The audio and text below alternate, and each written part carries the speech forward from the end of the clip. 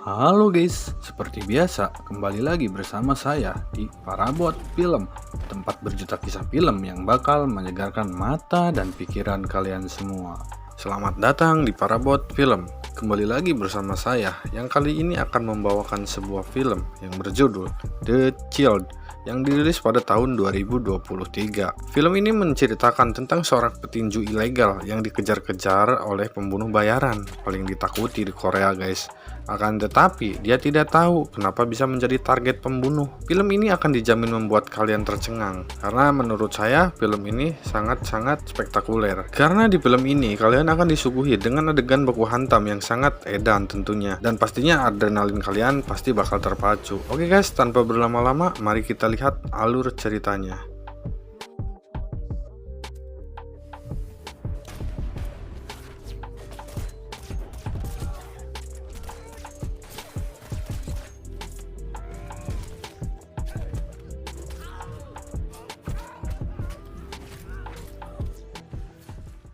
Di awal film, diperlihatkan tiga orang preman yang sedang menyekap satu orang pria, guys. Tak lama, salah seorang dari preman itu menghubungi bos mafia dan mengatakan kalau targetnya sudah berhasil mereka tangkap. Rupanya, pria yang disekap itu adalah target si bos mafia. Dan si bos mafia memerintahkan ketiga orang preman itu untuk menangkap pria tersebut. Setelah menghubungi bos si mafia, si preman itu kembali masuk ke dalam. Namun, inilah yang terjadi. Tak lama, datanglah si bos mafia dengan beberapa anak buahnya, hingga mereka langsung masuk ke dalam. Namun, betapa terkejutnya si bos mafia, tak kalah melihat ketiga premannya tersungkur guys. Kemudian, si bos mafia dan para anak buahnya pun langsung menembak ke segala arah, karena ia tahu kalau pria sandraannya masih berada di dalam ruangan tersebut. Namun, lagi-lagi dengan mudahnya, pria itu berhasil menghabisi para anak buah si mafia, dan menonjok si bos mafianya tersebut guys. Kalian harus tahu kalau pria ini adalah pembunuh bayaran paling bengis, berjuluk Nobleman. Si bos mafia mengincar Nobleman, kita panggil aja Man. Dikarenakan si Man selalu mengganggu bisnisnya, namun kini posisi menjadi terbalik karena si bos mafia sudah tidak berkutik.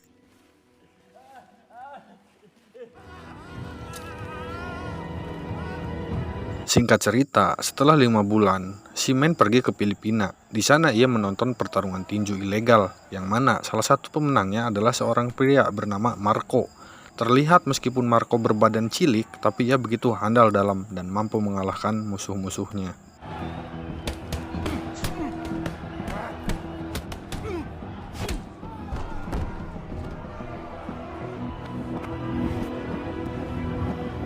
Setelah memenangkan pertarungan, si Marco bergegas pulang ke rumahnya. Sesampainya di rumah, si Marco langsung merawat ibunya yang sedang sakit. Diberitahu kalau ibu Marco ini harus segera dioperasi. Namun, karena biaya operasi yang sangat mahal, Marco belum bisa membawanya ke rumah sakit. Dari kecil Marco hanya hidup berdua dengan sang ibu, karena ayah Marco meninggalkan mereka begitu saja. Diberitahu kalau ayah Marco adalah orang Korea, sedangkan ibu Marco warga asli Filipina guys. Sehingga Marco adalah anak blasteran Korea dan Filipina. Dari sejak lahir, Marco belum pernah melihat wajah ayahnya, dikarenakan ibu Marco waktu itu hanya selingkuhannya. Saat ini Marco berencana akan mencari ayahnya karena ia sangat membutuhkan uang untuk biaya operasi sang ibu. Keesokan harinya, Marco mendatangi panti asuhan, yang mana panti asuhan ini khusus menampung anak-anak blasteran Korea. Di sini, Marco bertujuan untuk mengobrol dengan si abah pemilik panti, yang kebetulan orang asli Korea. Marco meminta agar si abah bisa melacak keberadaan ayahnya, karena sekarang Marco sedang membutuhkan bantuan sang ayah, yaitu untuk mengoperasi ibunya. Mendengar hal tersebut, si abah pun berjanji akan membantu si Marco. Setelah itu, si Marco mendatangi kafe untuk menenangkan dirinya. Tak lama, ia didatangi oleh bule Amerika yang merupakan teman Marco. Di sini, si bule mengajak Marco untuk merampok toko emas yang berada di tengah kota. Si bule mengatakan kalau tugas Marco hanya menjaga dari mobil, sementara dirinya yang akan masuk ke dalam toko. Di sini si Marco akan memikirkannya terlebih dahulu, guys. Di luar kafe, ternyata si Men, si pembunuh bayaran yang bengis dari tadi sedang mengawasi Marco. Malam harinya setelah cukup lama memikirkan ajakan si bule, Marco pun menghubungi si bule dan mengatakan kalau ia bersedia ikut bersamanya. Pada akhirnya, tanpa menunggu lama, si bule langsung menjemput Marco karena ia akan melakukan aksinya pada malam ini. Sesampainya di sana, si bule langsung masuk ke dalam, sementara Marco hanya menjaga di dekat mobil, guys. Namun, tiba-tiba ada sekelompok preman yang menyerang Marco hingga terjadilah keributan.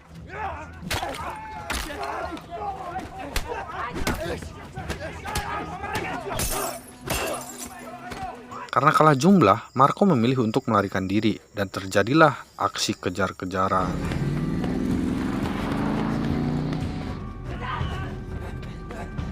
Di tengah udag-udagan, pelariannya Marco harus tertabrak oleh mobil yang dikendarai oleh sang wanita. Ternyata wanita ini berasal dari Korea dan ia bernama Yun Yun. Yang merasa bersalah, ia pun langsung membawa Marco ke rumah sakit untuk diobati.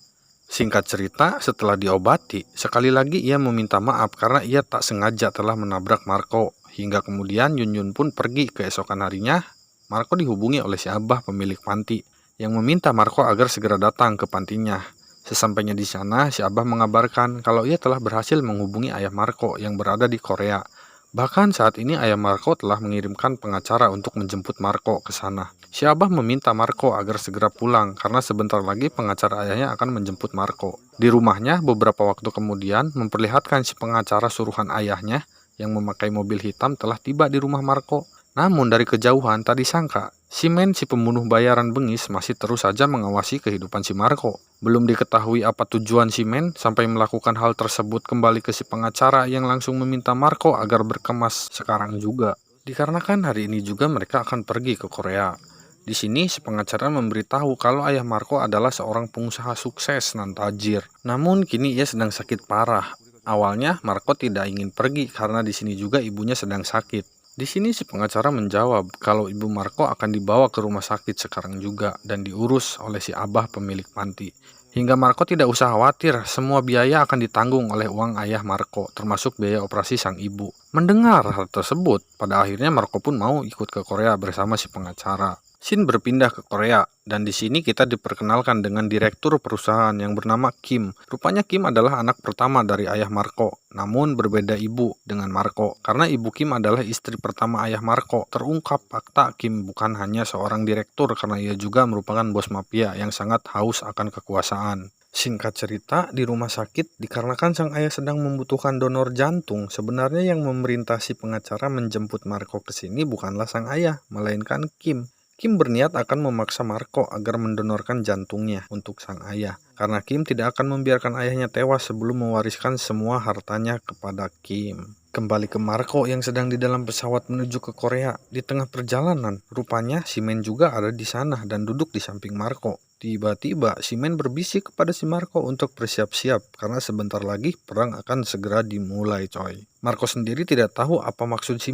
karena memang ia juga tak mengenal siapa si Sesampainya di bandara Korea, terlihat Marco yang sedang diawasi oleh Yun, yaitu wanita yang menabrak Marco sebelumnya. Yun juga tidak sendiri, melainkan dengan satu wanita remaja yang merupakan adik bungsu si Marco. Namun dari ibu yang berbeda. Ternyata si Yun ini adalah seorang pembunuh bayaran yang ditugaskan oleh adik bungsu Marco untuk menghabisi si Marco. Sebenarnya saat Yun menabrak Marco itu bukan tidak sengaja, melainkan sengaja. Namun karena Marco tidak tewas, Yun pun berpura-pura baik dan mengobatinya dan membawanya ke rumah sakit. Agar Marco di sini tidak mencurigainya, semua ini atas perintah adik bungsu Marco yang menginginkan Marco tewas sebelum sampai ke Korea. Terungkap fakta kalau ayah Marco telah mengabagikan semua hartanya untuk si adik bungsu dan ibunya yang masih hidup. Sedangkan untuk Kim, ia hanya diberikan perusahaan saja dan menjabat sebagai direktur. Si adik bungsu telah mengetahui kalau Kim akan merebut semua warisannya dan sengaja mencari Marco hanya untuk dipaksa mendonorkan jantungnya untuk sang ayah. Maka dari itu, si adik lebih menginginkan Marco tewas agar tidak ada lagi orang yang akan mendonorkan jantungnya untuk sang ayah. Adegan berpindah ke Yim, yang saat ini akan mengeksekusi dua karyawan ayahnya yang dianggap telah berkhianat. Terlihat dua karyawan itu yang ketakutan kepada Kim. Namun karena Kim adalah orang yang kejam tanpa belas kasih, ia pun langsung menghabisi mereka. 여기 있어? 셉니다. 자, 하나. 잠깐만.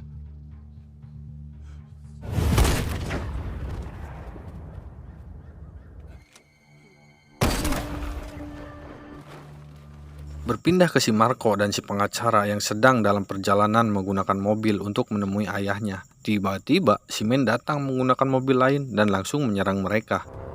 시발놈이 급하면 그냥 지가 알아서 피해가면 되지.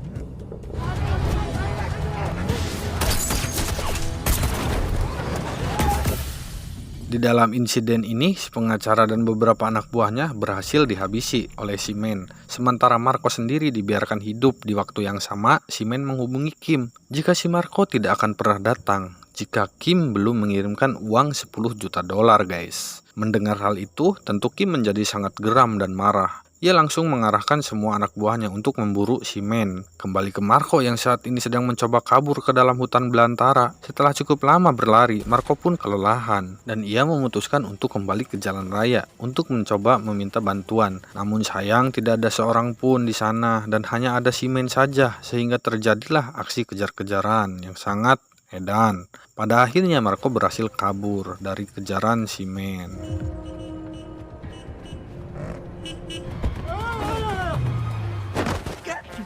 Berpindah ke si Kim yang saat ini sedang gelisah karena ia takut kalau Marco sampai tewas hingga nantinya tidak ada orang lagi yang bisa mendonorkan jantung untuk sang ayah. Di sisi lain, memperlihatkan Marco yang sudah sampai di suatu desa dan ia langsung menggunakan telepon umum untuk menghubungi pihak ayahnya. Namun sayang, panggilan itu malah terhubung kepada si Yun, si wanita pembunuh bayaran. Di sini Marco tidak tahu dengan siapa ia sedang berbicara. Karena yang terpenting ia hanya meminta Yun agar segera menjemputnya. Di waktu yang sama ternyata si Men sudah menemukan lokasi Marco. Hingga terjadi aksi kejar-kejaran lagi, guys. Gak ada capeknya emang ini orang. Pada akhirnya Marco berhasil dipojokkan dan ditodong pistol. Namun siapa sangka kali ini Marco menghajar si Men. Kemudian ia dijemput oleh si Yun dan langsung kabur dari sana.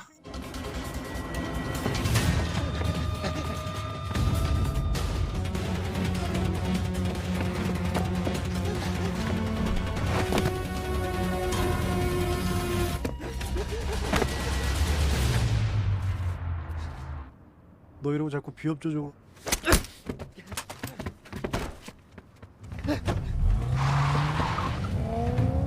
Ketika di dalam mobil, si Marco begitu terkejut karena yang menjemputnya adalah Yun, yaitu wanita yang pernah menabraknya. Di sini Marco menanyakan, siapa sebenarnya kamu dan kenapa semua ini begitu sangat rumit? Yun pun menjawab kalau sebentar lagi Marco akan mengetahui semuanya. Tak lama kemudian, Yun berpapasan dengan Kim dan para anak buahnya yang juga sedang mengejar Marco. Kim yang melihat Marco ada di tangan Yun, ia langsung memutar balik mobil tersebut dan mengejar Yun. Di tengah pengejaran, datang lagi si Men yang juga langsung mengejar Marco. Hingga terjadilah udag-udagan terus, guys. Oh iya.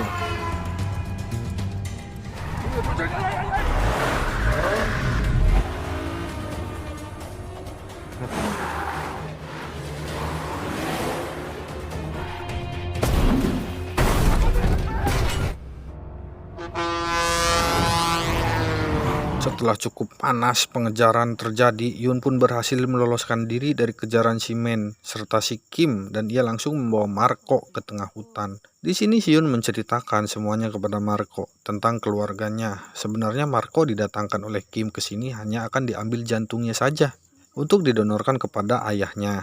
Hal itu sengaja Kim lakukan karena ia akan memindahkan semua harta si ayah menjadi atas nama dirinya, guys. Sedangkan Yun sendiri diperintah oleh si adik bungsu untuk menggagalkan itu semua. Bahkan si adik bungsu juga meminta Yun agar menghabisi si Marco, agar tidak ada lagi orang yang bisa menolong jantung ayahnya. Singkat cerita, kemudian si Yun menodongkan pistol karena sekarang ia akan menghabisi si Marco. Namun, tiba-tiba si Men datang dan terjadilah aksi baku tembak, guys. Marco memanfaatkan kesempatan itu untuk kabur, sedangkan Yun kini berhasil ditodong oleh si Men. Hingga inilah yang dilakukan.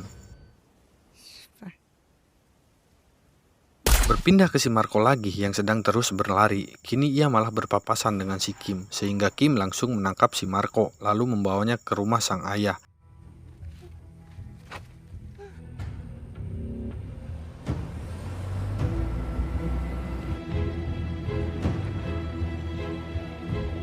Sesampainya di rumah, Kim segera membawa Marco menuju kamar sang ayah karena terlihat adik bungsu yang sedang cemberut karena si Yun, si pembunuh bayaran suruhannya, telah gagal menghabisi Marco. Si adik bungsu yang tidak ingin harta ayahnya jatuh ke tangan Kim, ia pun nekat mengambil pistol di kamarnya dan berniat akan menghabisi si Marco dengan tangannya sendiri, guys. Di sisi lain, memperlihatkan si abah pemilik panti yang mencoba menghubungi Marco beberapa kali. Namun sayang, panggilannya tidak pernah terhubung. Si abah bermaksud mengabari Marco kalau ibunya telah selesai dioperasi dan sekarang sedang dalam fase pemulihan, guys. Tak lama, Marco dibius oleh sang dokter lalu dibawa ke ruang operasi. Ketika Marco hendak dibedah, tiba-tiba ia tersadar karena efek obat biusnya telah hilang dengan cepat. Sang dokter meminta salah satu perawatnya agar menyuntik lagi obat bius kepada si Marco. Namun inilah yang terjadi, guys.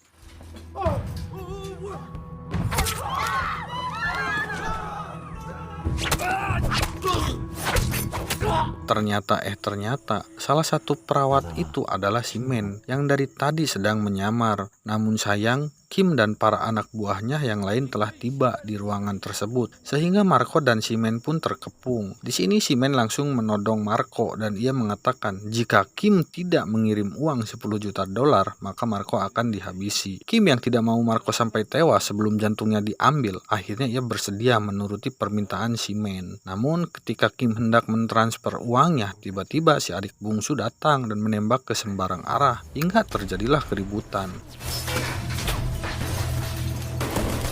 Setelah itu si adik bungsu kembali masuk ke dalam kamar. Sementara si Men masih tetap menodong Marco. Di waktu yang sama, Kim pun telah mentransfer uang yang diminta oleh si Men. Mengetahui hal itu, si Men langsung melepaskan Marco dan menyerahkan kepada Kim. Namun ketika si Men hendak berjalan keluar, tiba-tiba ia ditodong oleh anak buah si Kim, yang tentu saja tidak mungkin membiarkan si Men pergi dengan membawa uang dari Kim. Terlihat si Men yang sangat tenang dan hanya menunjukkan senyum manisnya. Namun tiba-tiba pada akhirnya si Men berhasil menghabisi semua anak buah si Kim, termasuk si Kim.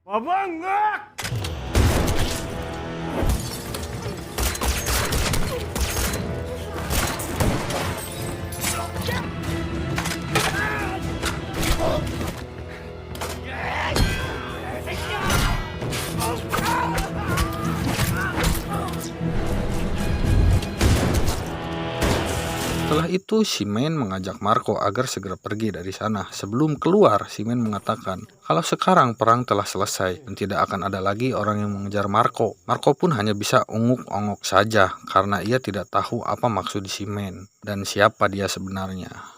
Singkat cerita, mereka berdua berjalan keluar. Namun di sini ia harus berpas-pasan dengan si adik bungsu yang langsung menodong Marco. Rupanya si adik bungsu tetap ingin menghabisi Marco karena ia takut kalau Marco akan mendapatkan bagian dari harta warisan sang ayah. Namun tanpa disangka inilah yang dilakukan si Marco. Setelah itu, si Men berkata agar si adik bungsu tenang karena Marco tidak akan kebagian harta warisan dari sang ayah. Si Men lanjut menjelaskan kalau sebenarnya Marco itu bukan anak kandung dari ayah mereka. Dan itu semua hanyalah permainan si Men untuk memeras Kim. Sebelum semua ini terjadi, si Men batuk darah hingga ia divonis oleh dokter kalau hidupnya tak akan lama lagi. Setelah itu, si Men mendatangi panti asuhan blasteran Korea Filipina karena ternyata si Men juga dibesarkan di panti asuhan tersebut, guys. Di sini ia mendengar cerita dari si abah pemilik panti kalau Marco sedang mencari ayahnya di Korea karena membutuhkan biaya untuk operasi sang ibu. Si Men yang mempunyai dendam pribadi kepada Kim dan mengetahui kalau Kim sedang membutuhkan donor jantung untuk ayahnya, ia pun langsung menghubungi si pengacara untuk mengarang cerita kalau Marco adalah anak kandung ayah Kim